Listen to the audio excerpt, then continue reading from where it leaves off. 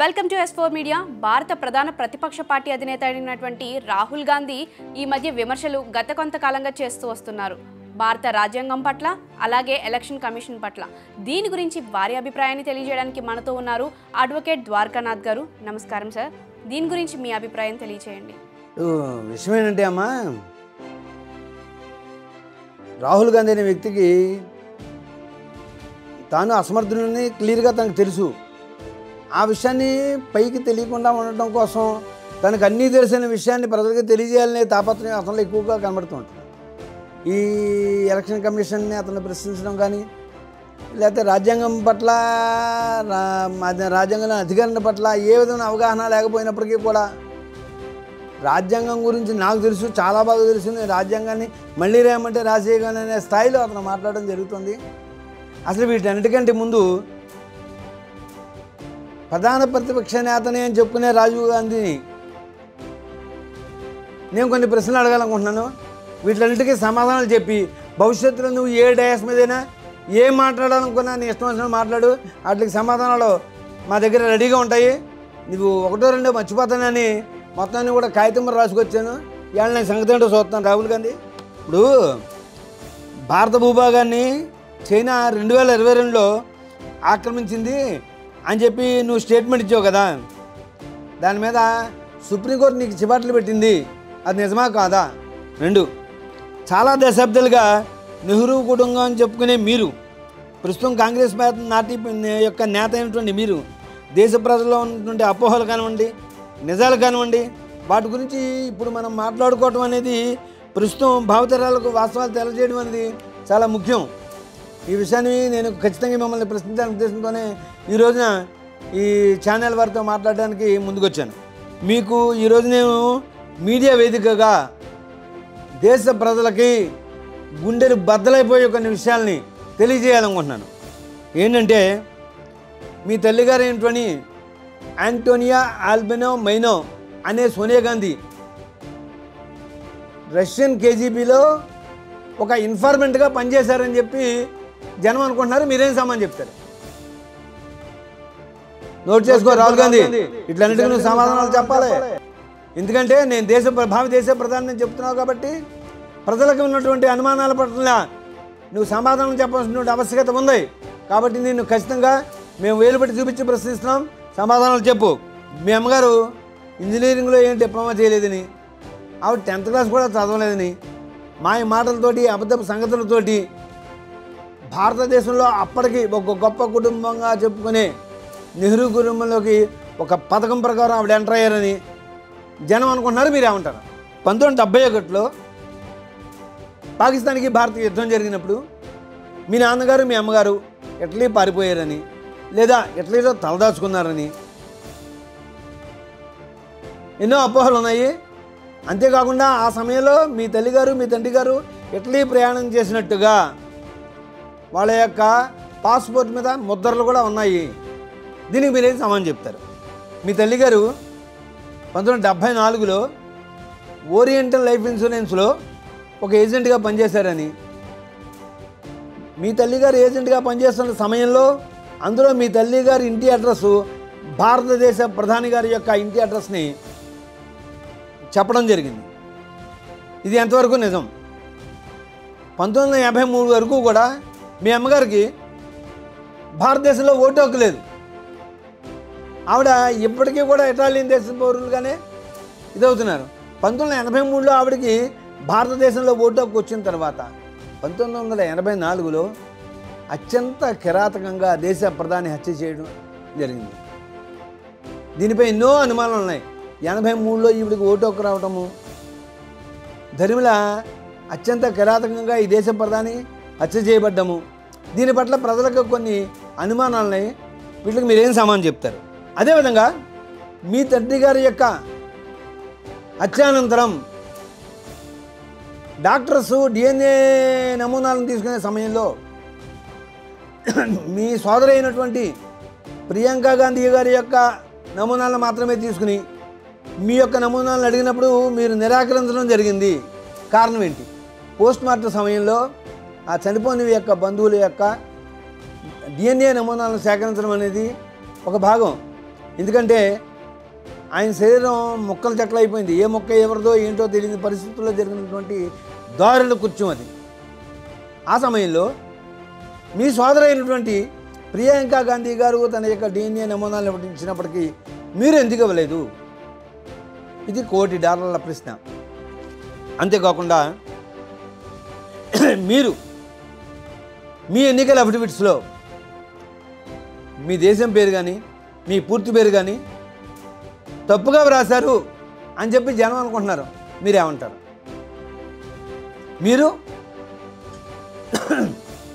ఇంగ్లాండ్లో income tax SC అని, ఇంగ్లాండ్లో మీకు ఓటు హక్కు ఉందని, ఇంగ్లాండ్లో మీకు పాస్పోర్ట్ ఉందని జనం అనుకుంటున్నారు. మీరేం చెప్తారు?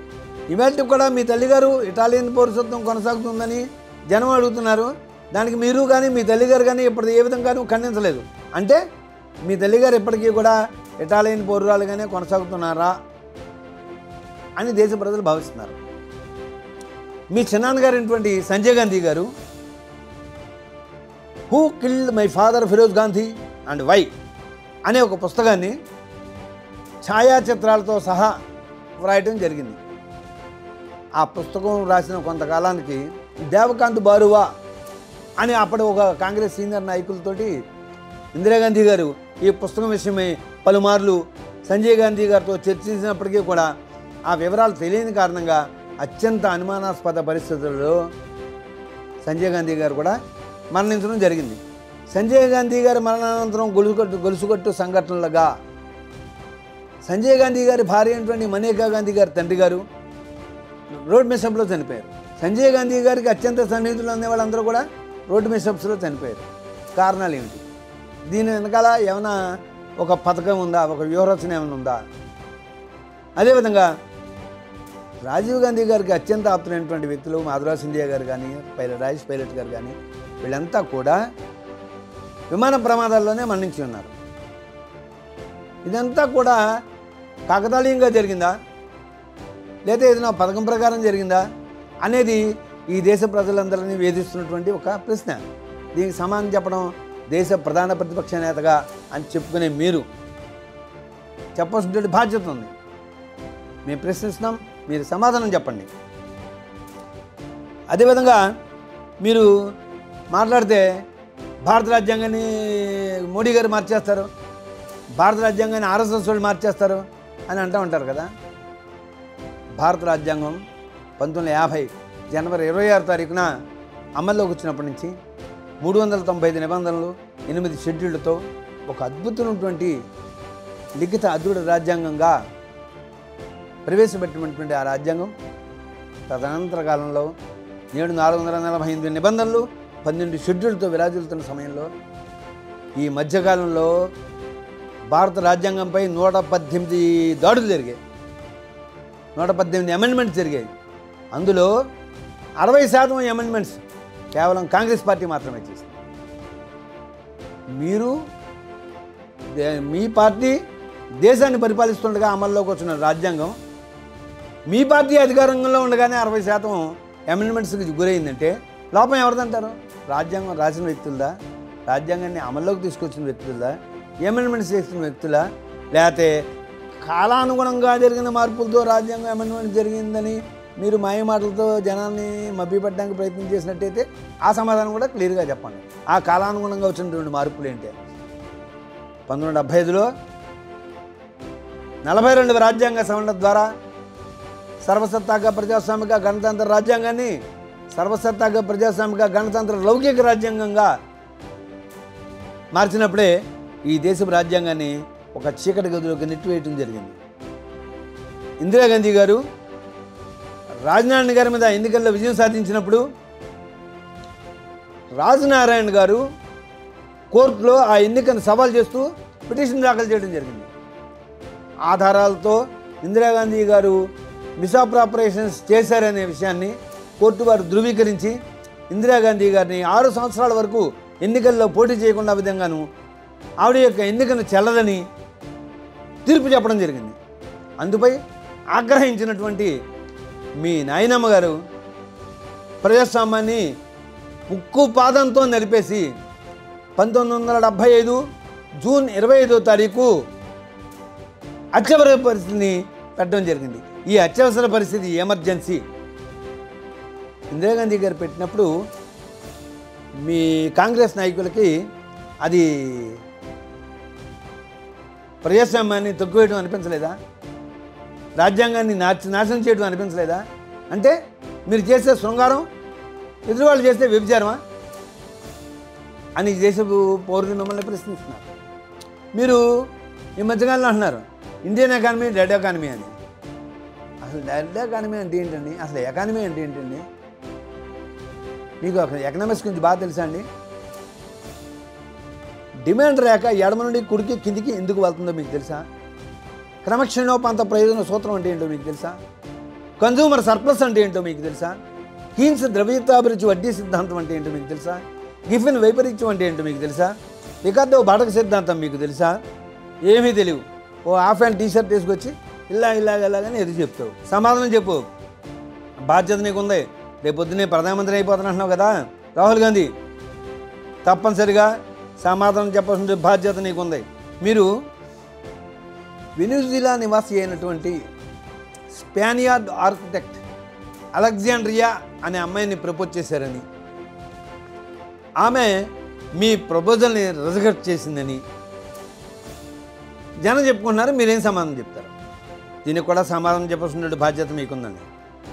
మీరు వివాహితులా కాదా? మీకు బిడ్డలు ఉన్నారా లేదా? మీ భార్య పేరేంటి? మీ బిడ్డల పేర్లేంటి?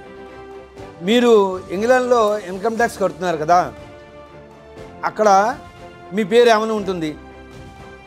ఈ వివరాలు కంపల్సరీగా కావాలి. ఇవన్నీ కూడా మాకు తెలియజేసినటువంటి బాధ్యత మీకుంది. దేశ ఓటర్లుగా మిమ్మల్ని మేము ప్రశ్నిస్తున్నాం. రాజ్యాంగాన్ని తొంగలో తొక్కి దేశంలో ఉన్నటువంటి అత్యంత కీలకమైనటువంటి నాయకులైనటువంటి జయప్రకాష్ నారాయణ గారిని, అటల్ బిహారీ వాజ్పేయి గారిని, లాల్ కృష్ణ అద్వానీ గారిని, జార్జ్ ఫెర్నాండెస్ గారిని, మధు దండావతే గారిని, అలాంటి కీలకమైనటువంటి వ్యక్తులందరినీ కూడా జైళ్ళల్లో పెట్టి ప్రజాస్వామ్యం గొంతు నొక్కేసింది, కాన్స్టిట్యూషన్ని సర్వనాశనం చేసింది మీ నాన్నమ్మ గారు అని చెప్పి దేశ ప్రజలందరికీ తెలుసు. మీరు ఇంకా మసిపూసి మారేడుకాయ చేసి జనాలను మోసం చేయాలని చూస్తున్నారు. అంత అధికార దాహంతో ఉన్న మీరు దేశ ప్రధాని అయితే దేశానికి మేలు జరుగుతుందా అని మేము మిమ్మల్ని ప్రశ్నిస్తున్నాం. 1971 యుద్ధంలో 93,000 మంది పాకిస్తాన్ సైనికులు మనకు బందీలుగా దొరికితే పాకిస్తానీ సైనికులందరినీ కూడా సుమారు 6 మాసాల పాటు బిర్యానీలు, స్వీట్స్, రకరకాల ఆహార పదార్థాలతో వారికి భోజనం పెట్టి అత్తవారింటి సాగనింపినప్పుడు సాగనింపేవే అంటే మీ నాయనమ్మ సంగతి మాట్లాడుతున్నాను. భారతీయ సైనికుల్ని బందీలుగా పట్టుకున్న వాళ్ళందరినీ నిర్దాక్షిణ్యంగా, బార్బేరియస్గా, అనాగరికంగా పాకిస్తాన్ వారు చంపేసినప్పుడు మా అపర కాళిక, మా నానమ్మ ఐరన్ లేడీ అని చెప్పుకునే నువ్వు ఇందుపై ఎవరినైనా ఎప్పుడైనా ఎక్కడైనా ప్రశ్నించగలవా? ఇలాగా ఎందుకు జరిగింది అని ప్రశ్నించగలిగావా? నీకు అధికారం కావాలి, నీకేం అక్కర్లా. దేశం ఏమైపోయిందా నీకు అవసరంలా, ప్రజలు ఏమైపోయినా నీకు అవసరంలా. నువ్వు బాగుండాలి, మీ అమ్మగారు బాగుండాలి, మీ బావగారు రాబర్ట్ వాద్రా గారు, మీ అక్క బాగుండాలి, వాళ్ళ పిల్లలు బాగుండాలి. దేశం ఏమైపోయినా పర్వాలేదు. మీరు ఈ దేశానికి, ఈ దేశ పౌరులకి చెప్పాల్సినటువంటి సమాధానాలు ఇంకా చాలా ఉన్నాయి. నెక్స్ట్ ఎపిసోడ్లో మనం కలుసుకుందాం. రాహుల్ గాంధీ, ముందు వీటికి సమాధానాలు తయారు చేసుకో.